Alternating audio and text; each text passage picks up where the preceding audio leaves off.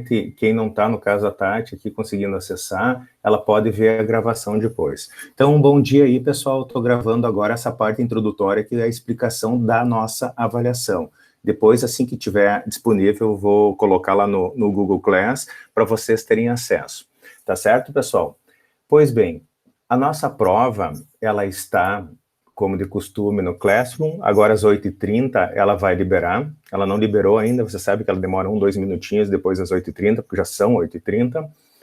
As instruções todas estão no cabeçalho da prova, no arquivo em anexo, aqui no estilo Google Forms, tá bom? Vocês clicam aqui, vocês automaticamente vão para a prova. Ao final, o que eu peço para vocês? Vocês têm até a data de hoje, até as 22h30, para entregar, postar os exercícios. São 4 questões apenas, tá certo? Vocês vão anexar a questão, o código, o ponto M, ou as funções, se existirem, a cada questão, e vão entregar todas até as 22h30. Eu peço para quando vocês entregarem lá, em entregar, vocês venham aqui, edita a atividade e dá como concluída, porque daí eu consigo ficar acompanhando aqui quantos entregaram ou não, tá certo? Então, pois bem, no momento que vocês clicarem aqui, vocês vão para uma janela dessas aqui, que é o Google Forms, que todo mundo já conhece. Então, aqui está bem descrito a descrição, as dicas para a questão de realizar a prova. A prova final, a prova é individual com consulta. Primeiramente, tenham atenção em apenas clicar no botão enviar. Enviar é o botãozinho ao final da prova. Quando você clicou em enviar, acabou. Acabou o semestre, tá? Não tem como resgatar essa prova. Então, só clicam em enviar, efetivamente, quando você fizer os 4 exercícios e adicionar todos os arquivos necessários a cada um dos exercícios. Por favor, se atenham a esse. Esse é o único problema, porque uma vez clicado aqui, vocês não conseguem voltar na prova. Ele entregou, não tem como. Então, deixam isso apenas para quando finalizarem a prova. Após enviar a prova, não é possível mais realizar nenhuma alteração. Então, você já sabe.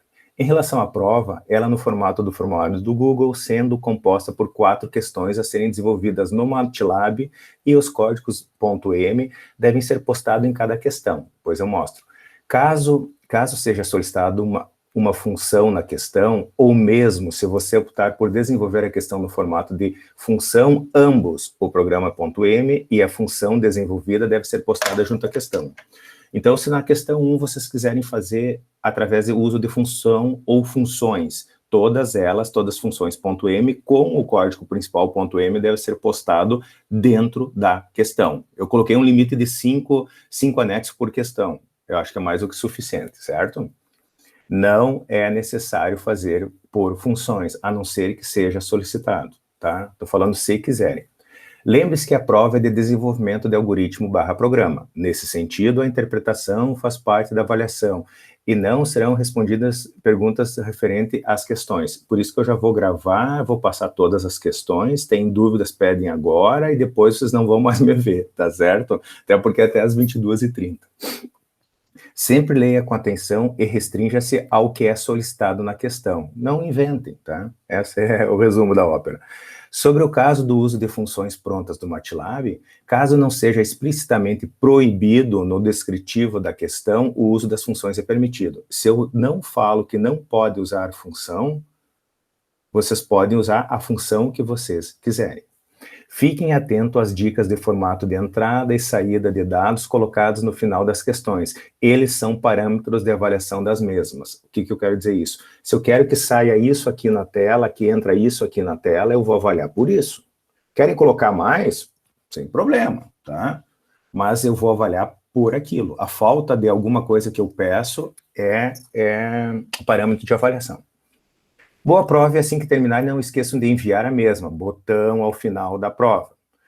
O nome, tá, isso aqui vai dar para todos, tá? Daí depois aqui ele efetivamente pede o nome de vocês, preencham o nome. Eu, como estava de extremo bom humor ontem, quando eu fiz a prova, são 4 questões, 12 pontos cada questão, 4 vezes 12, 48. Então, se vocês acertarem o nome, vocês têm 2 pontos, tá? Se esforcem nessa. Então, vamos lá. A primeira questão é sobre o conteúdo de matrizes. Então, aqui, faça um programa que receba como entrada o tamanho de uma matriz quadrada. todo mundo sabe que é uma matriz quadrada, limitando a 6. Então lá, por exemplo, se você solicitar a entrada n está limitado a 6, onde n vai ser a minha matriz quadrada. A partir dessa entrada, o programa deve realizar as seguintes tarefas nesta ordem. Primeira, mostrar na tela a matriz gerada com apenas números ímpares. O programa deve gerar de forma automática o número. Então, vocês vão entrar com n, por exemplo, 6, tá? O exemplo aqui. N6 vai dar uma matriz 6 por 6 quadrada, formada apenas por números ímpares, de forma aleatória. A geração de números aleatórios deve gerar apenas números ímpares, tá? Pensam como vocês vão fazer isso. Mas quem vai gerar isso? O próprio programa. Tu coloca 6, ela já plota essa primeira parte aqui, já coloca na tela. 6 por 6, só formadas por números ímpares. Podem verificar. Depois de fazer isso, entrou, mostrou a matriz gerada aleatória com ímpares, vocês vão para a segunda atividade, a segunda questão dessa primeira questão aqui, segunda solicitação. Preencher a diagonal principal com zeros e mostrar a matriz na tela. A partir da matriz gerada, vocês preenchem com zero a diagonal principal e mostram novamente ela.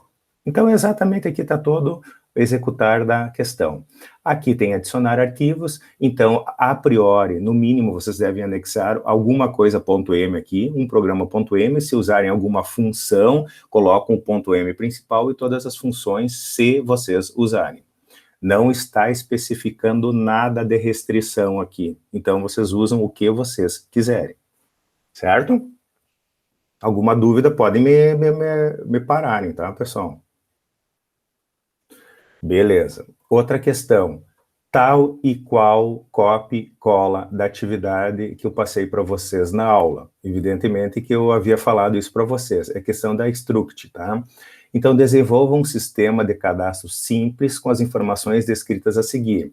O sistema deve usar o conceito de struct para criar uma base e realizar alguns procedimentos de consulta descritos a seguir. Para dizer que não é igual, eu só troquei alguma coisa aqui na consulta para ter um pouquinho de graça, tá?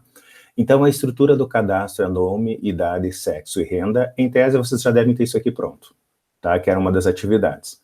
Consultas, são 3 consultas. Como é feita essas consultas? Ao final da execução, vocês já fizeram e vai abrir um menuzinho 1, 2, 3. Se eu clicar em 1, numeral 1, ele vai dar relacionar as pessoas cadastradas com todas as informações. Então, Paulo, 50 anos, masculino, renda, R$1.000. Vai aparecer isso aqui na tela de todos, efetivamente, que vocês cadastrarem, certo? Se eu clicar o 2 no menu, relacionar apenas as pessoas do sexo masculino com salários maiores que 5.000. O Paulo não ia aparecer aqui porque ele ganhou só 1.000.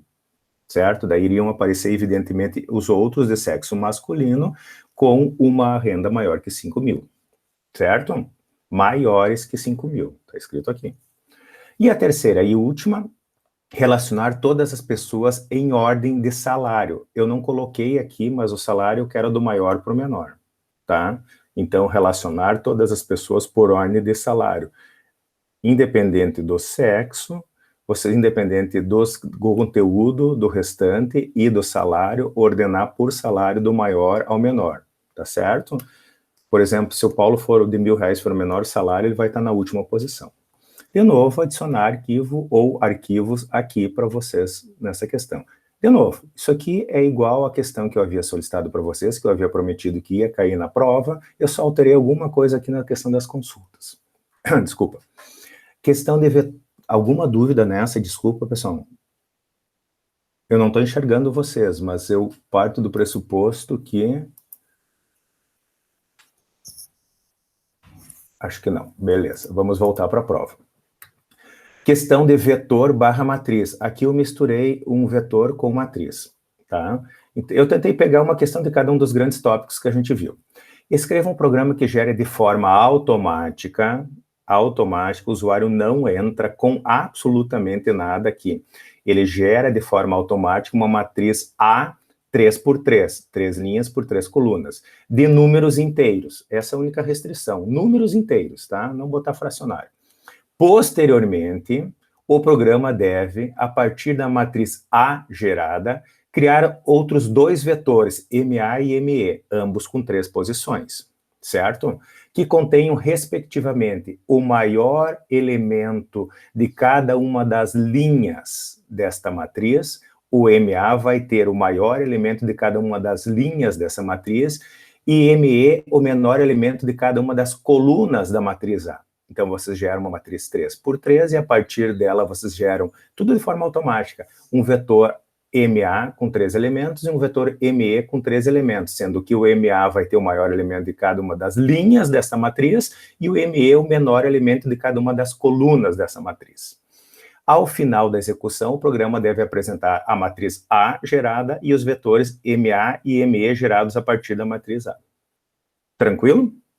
Tá? Ele parece um pouco confuso, mas ele é bem simples. Ele gera uma matriz e trabalha com os menores ou maiores elementos de linhas e colunas aqui, gerando 2 vetores. Em resumo, é isso. Tranquilo? Vai ser uma matriz de uma linha daí, né? Essa MA e ME é uma linha com 3 valores. Um vetor, ou uma matriz unidimensional, um vetor de 3 posições, exatamente. E essa aqui é uma 3 por 3. Ok. Isso aí. Última questão é o uso da questão de função. Nesta, vocês devem criar uma função e não podem usar uma função pronta do MATLAB. Tá certo? Essa é a única que tem restrição, em que vocês devem criar uma função e não podem usar uma função pronta. Nas demais, não é necessário criar função, se não querem, e podem usar funções à la volonté. Tá certo? Então, só essa aqui que tem problema. Escreva um programa que efetue a leitura de até 10 valores, e armazene em um vetor apenas os números primos digitados. Vocês têm um limite de 10 números a digitar, vocês, usuário. O usuário vai começar a digitar até 10 números, ao final de 10 números para a execução, ou uma outra coisa que acontece. Mas desses números, ele só vai armazenar os primos. Os outros ele vai ignorar. Então, vamos lá de novo. Escreva um programa que efetue a leitura de até 10 valores e armazene em um vetor apenas os números primos digitados. Se um número negativo for digitado, o programa deve terminar com aviso do erro. A qualquer momento antes de chegar ao limite de 10 valores, se um número negativo for digitado, ele para e avisa que deu um erro, para a execução do programa. Para, encerra, termina. E avisa que deu um erro. Lembre-se que o programa é finalizado com a mensagem de erro ou quando a quantidade de números inseridos for igual a 10. Só existem 2 formas de parar esse programa. Quando chegar em 10 valores ou quando digitar um número negativo. Certo? Em ambos os casos, deve ser apresentado o vetor com os números primos digitados. Independente se tu chegou até o 10 ou se você gerou um número negativo, ele dá uma mensagem de erro para execução e mostra o vetor de números primos. O que vocês têm que ter atenção? Fique atento à questão de ser possível não existir nenhum número primo ao final da execução. Eu posso digitar 10 números sem nenhum ser primo. E o que ele vai me mostrar no final? Vai me avisar que não tem nenhum número primo para ele mostrar. Neste caso, o programa deve gerar uma mensagem informando dessa ocorrência, ou essa ocorrência. É obrigatório a criação de uma função para verificar se o número é primo. Então, em algum momento, vocês vão pegar uma entrada do usuário e vão testar se ele é primo. Se ele é primo, vocês vão botar no vetor. Esta verificação é feita através de uma função para verificar se o número é primo. A gente já fez isso, gente. Se vocês procurarem, a função está pronta lá, pronta no sentido que vocês já fizeram isso. Continuando, essa função deve ser criada pelo aluno e não é permitido usar a função de primos do MATLAB. Seja ela no arquivo principal, seja ela na função. Também não adianta criar uma função lá, primos, e botar o isPrime lá dentro do primo. Eu não quero que usem função pronta nesta questão. Tá certo? As funções que vocês precisarem, que é obrigatória primos, vocês devem criar no braço. E, obviamente, anexar isso à prova, certo?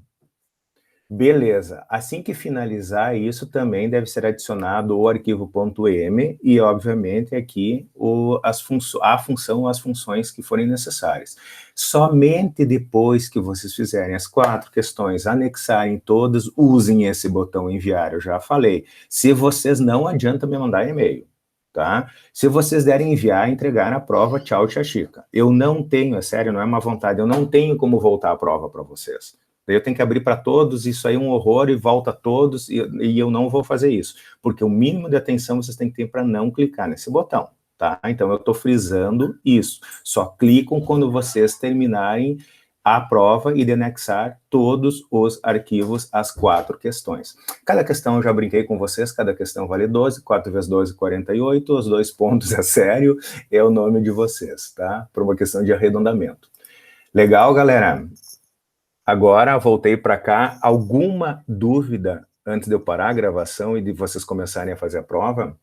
Assim que finalizar a gravação, eu já disponibilizo lá no Classroom. Vocês, acho que todos entraram.